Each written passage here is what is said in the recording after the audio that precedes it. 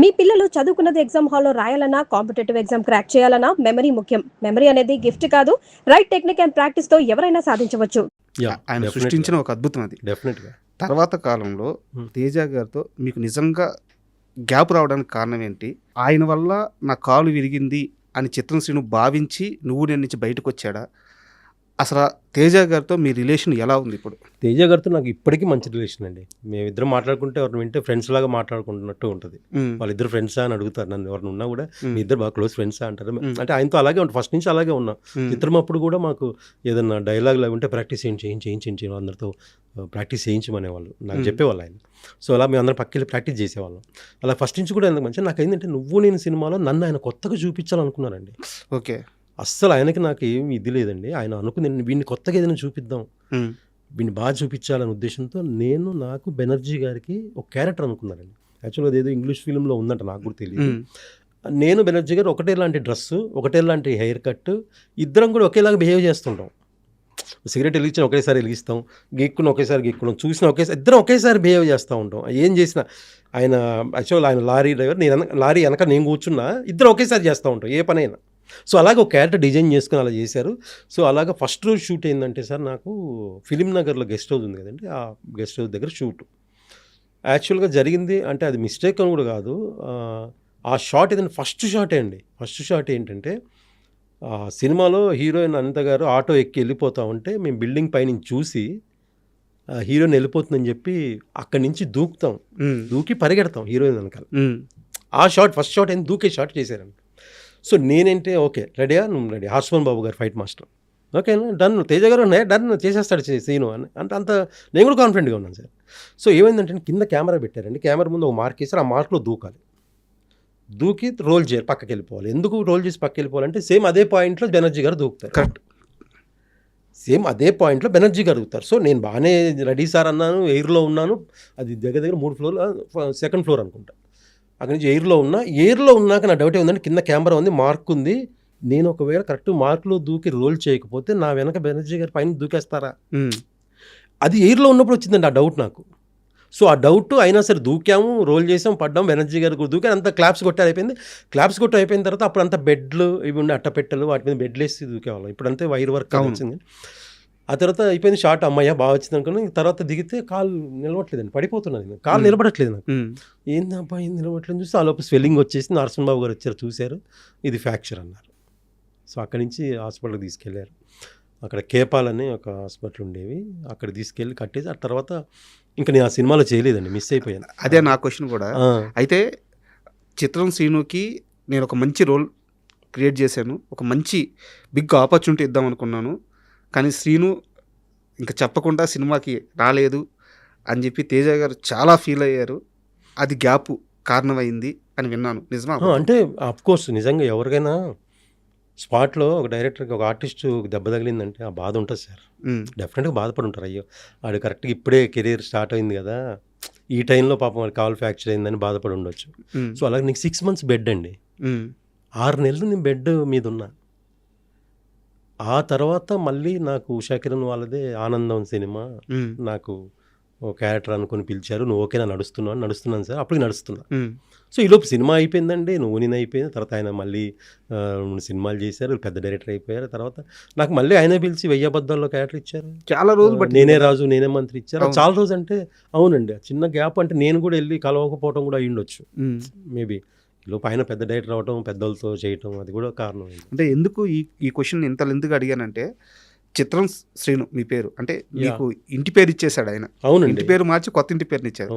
అలాంటి తేజ గారితో శ్రీను గ్యాప్ ఉంది అనేది చాలా మందికి ఈ రోజుకి డౌట్ ఉందన్నమాట. సో దాన్ని క్లారిఫై చేయాలన్నదే నా ఉద్దేశం.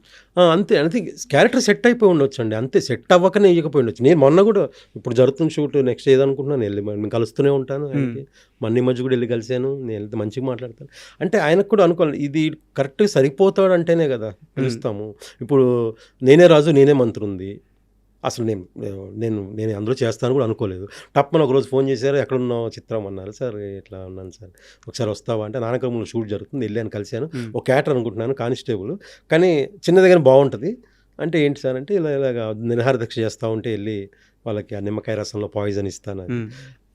అదే షార్ట్ చేసాం. ఆ తర్వాత రానా గారు నన్ను చంపేస్తారు ఇదంతా చేసాం. అంటే ఆయనంతలో ఆయన పిలిచాడు, ఆయనకు తెలుసు ఆయన ఈ క్యారెక్టర్ అడిగి సరిపోతాడంటే ఆయన వాడు హిమాలయాల్లోనూ తీసుకొస్తారండి, అందులో డౌటే లేదు.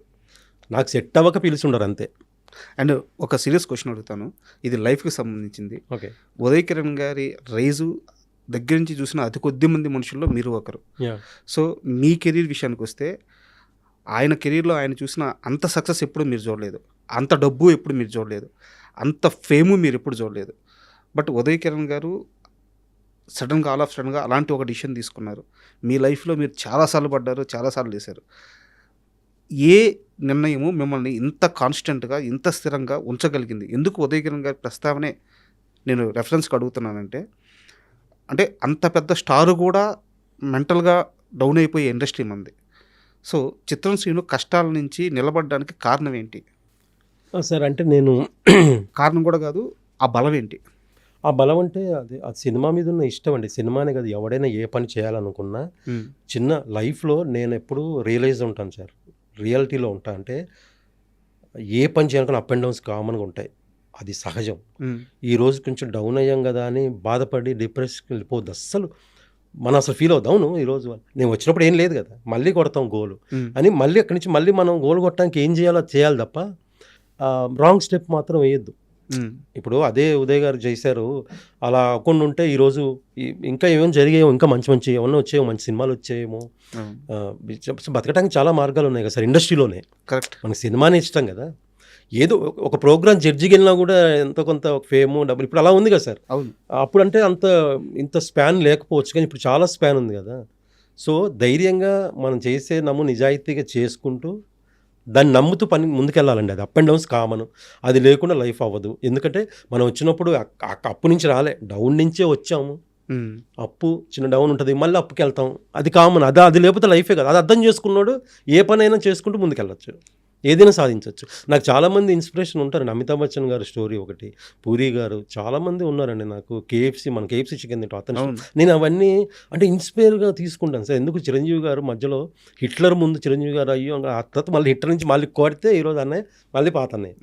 ఆ రేంజ్ అంటే మనం నిలబడాలనుకుని ముందుకెళ్తే అది అప్ అండ్ డౌన్స్ ఉంటాయండి, దాన్ని తట్టుకొని వెళ్ళిపోవాలి, దూసుకెళ్ళిపోవాలి రాకెట్ లాగా, దొరికేస్తుంది అది అంతే. సూపర్. అయితే ఉదయ్ కిరణ్తో మీకు మర్చిపోలేని ఒక చిన్న ఇన్సిడెంట్ ఇప్పుడు దాకా నేను ఎవరికి చెప్పలేదు, అలాంటి ఒక ఇన్సిడెంట్ ఏదైనా ఉంటే మాతో షేర్ చేసుకోండి. అంటే చాలా సందర్భాలు, చాలా 2-3-4 సినిమాలు చేశానండి వాడితో. అంటే ఇంకోటి మర్చిపోని సందర్భాలు ఏముండవండి, ఎందుకంటే ఎవరికి ఏం చెప్పుకోడండి మనోడు. అదొక చిన్న తనలో కుమిలిపోవటం, అది కూడా తనకి అది పాపం ఓపెన్ అవడా ఇప్పుడు ఎప్పుడు ఏ విషయం ఓపెన్ అవ్వలేదండి. ఏ విషయం ఏది కూడా నాతో అయితే ఏమి షేర్ చేసుకోలేదు. ఏమంటే సరదాగా లొకేషన్లో షూట్లో ఉంటే మాట్లాడతాం, షూట్ విషయాలే మాట్లాడతాం అంతే తప్ప ఏది కూడా చెప్పడు అసలు. అంటే మనోడు అంటే ఉండటమే అలా ఉంటాడు సైలెంట్గా. అదొక సందర్భాలంటే షూట్కి సందర్భాలండి. ఒక సినిమా ఊటీలో చేసాము, అక్కడ బాగా మేము అంటే ఫుడ్ అవి బాగా ఎంజాయ్ చేసాం. అంటే షూట్ సందర్భంగా అంతే, షూట్కి సంబంధించిన మెమరీసే ఉన్నాయి. బయట కలిసిన సందర్భాలు చాలా తక్కువ. ఇప్పుడు క్రికెట్ మ్యాచ్లో అప్పుడు కలిసి ఎప్పుడు సైలెంట్గా ఉండేవాడు మనోడు, సైలెంట్గా ఉన్నాడు, ఏది కూడా వాడికి ఏం చెప్పుకునేవాడు కాదు. అది మెయిన్.